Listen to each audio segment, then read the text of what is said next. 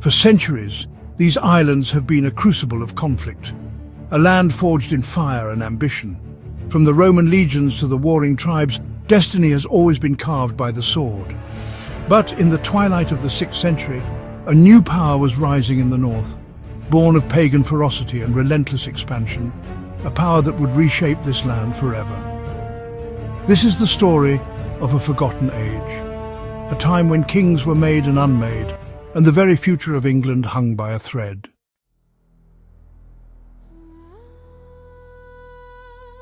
Right then, buckle up, because we're not talking about your polite tea and scones kind of history here. This is raw, visceral stuff. We're digging into the brutal beginnings of Northumbria, one of the most powerful Anglo-Saxon kingdoms, and trust me, the foundations were laid in blood.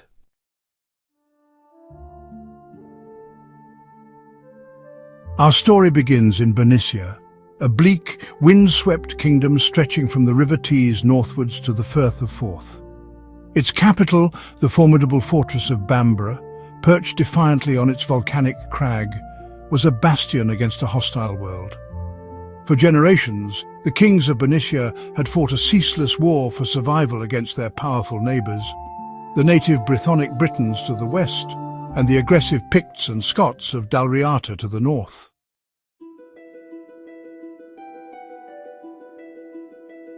Before our main man, AETHELFRITH, burst onto the scene, Bernicia was a bit of a mixed bag.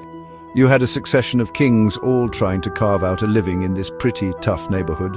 Let's trace their lineage, shall we? It all starts with Ida, the flame-bearer, who established the Bernician kingdom proper around the mid-6th century. He's the one who really fortified Bamborough. A tough cookie, clearly. After him you have his sons, Glappa, Adda, Theodric, Frithywulf, Hussa. These weren't kings sitting on comfy thrones, mind you. These were warlords constantly fighting, constantly consolidating their grip on this sliver of land. Their reigns were often short, often violent. Their very names echo the grim reality of their existence. Theodric, who battled the legendary British king Urien of Reged. Hussa, under whom the Bernicians faced a formidable alliance of British kings, forcing them back to the coastal strongholds. These were kings who fought not for glory, but for survival. They held their land with blood and steel, learning the harsh lessons of warfare that would eventually forge their successors into something truly formidable.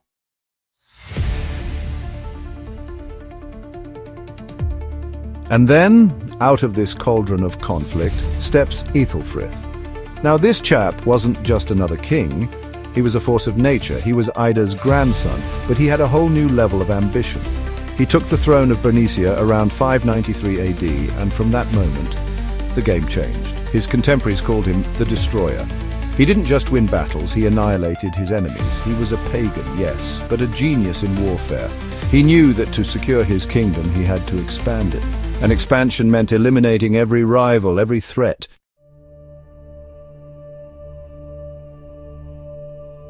AETHELFRITH's true genius lay not just in his ferocity but in his strategic vision. He saw the fragmented Anglo-Saxon kingdoms and beyond them the beleaguered British as opportunities. His first major thrust was north.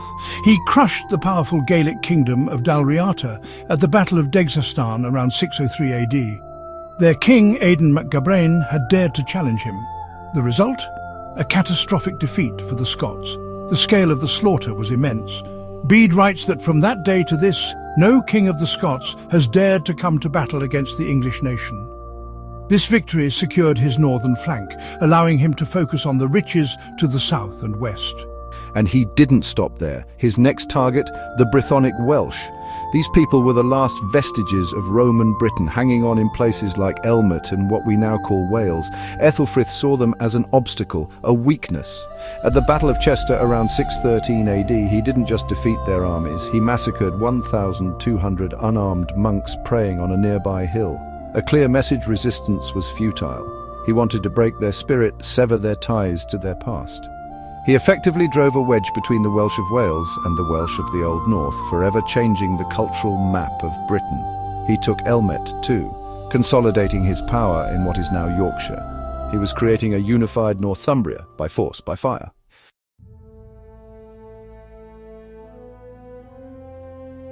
But even a conqueror like AETHELFRITH faced one persistent shadow, Edwin, the last legitimate prince of Dara, the prosperous southern part of what AETHELFRITH now claimed as Northumbria.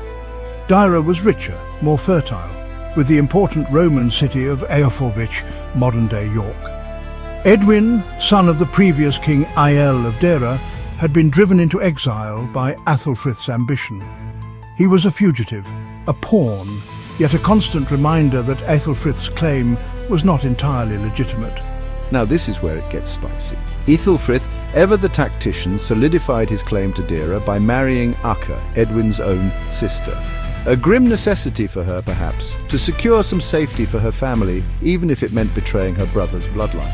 This marriage gave AETHELFRITH a de facto claim, a foothold, but it didn't extinguish the flame of rightful succession that still burned in Edwin.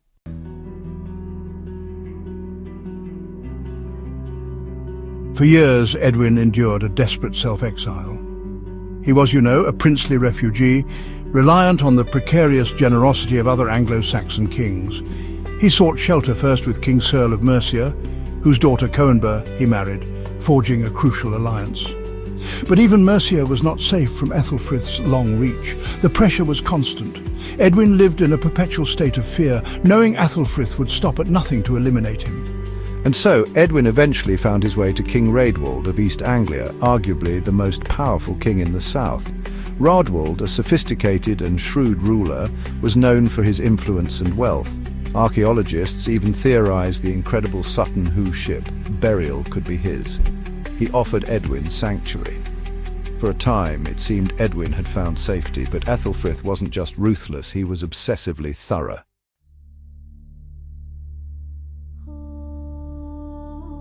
AETHELFRITH's relentless pursuit of Edwin was not an act of petty vengeance. It was in fact an absolute necessity for his grand vision. He had built Northumbria on the bedrock of his personal dominance. A living, legitimate rival like Edwin, harboured by a powerful king like Raedwald, was a gaping wound in his meticulously constructed empire. He dispatched messengers bearing not pleas but chilling ultimatums: deliver the fugitive or face the wrath of Northumbria. You will receive silver, yes, but if you refuse, expect war and the utter ruin of your kingdom. This wasn't just a threat, it was a blackmail operation. AETHELFRITH, a king who'd never lost a major battle, a man who believed in his own unstoppable destiny, genuinely thought Raedwald would cave. Why wouldn't he? To reject this offer meant facing the most terrifying warrior in Britain, a man who'd already wiped whole cultures off the map. This was AETHELFRITH's fatal flaw, an almost boundless arrogance born of unbroken victory. He couldn't conceive of a rival king defying his will for the sake of honor.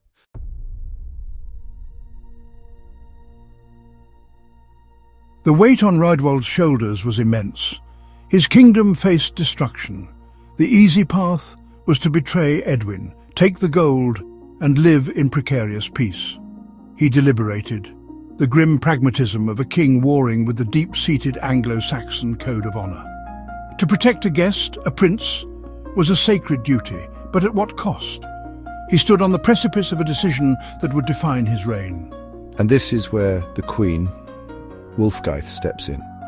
History tells us Raedwald's wife was influential, and this is where we can truly feel her presence. She wasn't just a queen, she was his rock, his strategic partner. She cared for Edwin, yes, seeing in him a worthy young man, but her counsel was deeply rooted in the future of their kingdom. My king, do not let fear blind you. To betray our guest is to betray yourself. Edwin is more than a refugee. He is a bond, a future. Should he return to his throne, he will owe you a debt unbroken, a loyalty that will secure your influence over Northumbria. You, Raedwald, will become the supreme overlord, the true Bretwalder of this island. Her words cut through the fear, igniting Raedwald's dormant pride and strategic genius. He understood. This was not just about Edwin, it was about the very soul of his kingship and the boundless ambition she had for him. He would not be a puppet to AETHELFRITH's will. He would be the hammer, not the anvil.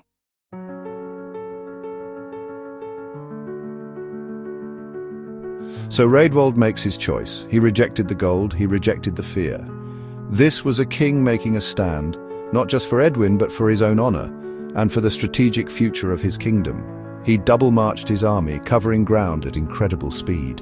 He caught AETHELFRITH completely off guard. AETHELFRITH, with his customary overconfidence, had underestimated Raedwald. He marched with a portion of his army, expecting a quick submission.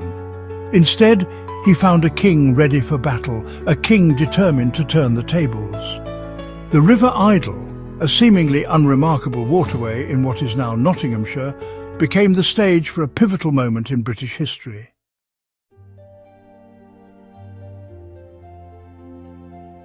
The battle was short, brutal and decisive. Raedwald's speed, his unexpected aggression, shattered Aethelfrith's forces. Legend has it that Raedwald himself or one of his champions struck the killing blow. Aethelfrith, the destroyer, the seemingly invincible king, fell at the River Idle. His ambition, his ruthlessness, his boundless confidence ultimately proved to be his undoing. He had gambled everything on Raedwald's fear and lost. His family, his sons, Eanfrith, Oswald, Oswiu were immediately cast into desperate exile.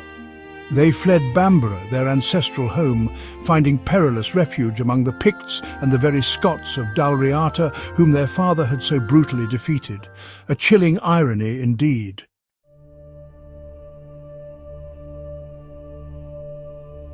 So what if Aethelfrith had won? Well, Northumbria would have been utterly dominant, probably delaying the spread of Christianity in the north for decades, and the unification of England would have taken a very different and likely more brutal path, but he lost.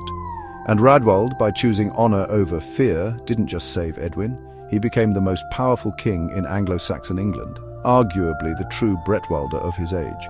He secured a loyal ally in Edwin, who would go on to become a Christian king and one of the most powerful rulers in his own right. The ripples of the Battle of the River Idle spread far and wide. It was a testament to the unpredictable nature of power and the profound impact of honour, courage and wise counsel. From the ashes of one reign rose another, shaping the very foundations of British history.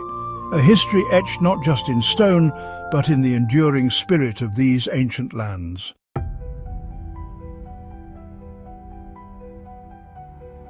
And so, from the turmoil of battle and the shifting fortunes of kings, a new era dawned over these ancient hills and rivers. The echoes of their choices still linger, reminding us that the fate of nations can turn on a single day, a single decision, or the steadfast courage of those willing to stand for what is right.